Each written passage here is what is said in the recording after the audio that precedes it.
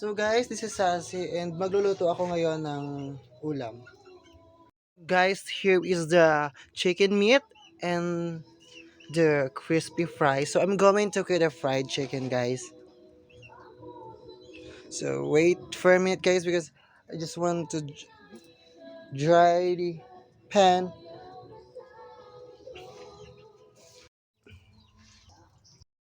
So guys, ilalagay na po natin yung kalaha sa apoy. And after that, painitin po na siya natin ng konti. My gosh.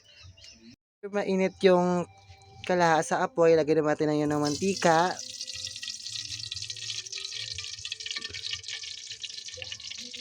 Then painitin na po siya natin.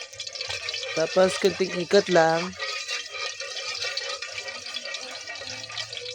Tapos kung medyo mainit na, binilagay yung meat sa crispy fry. Gaya nito. Oh my gosh. So guys, pwede na po natin prituhin to. Nilalagay na po.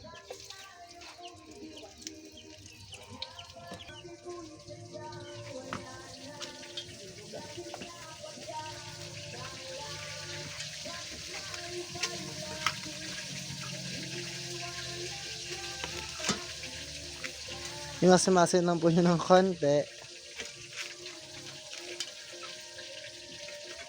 Tapos okay na po yan.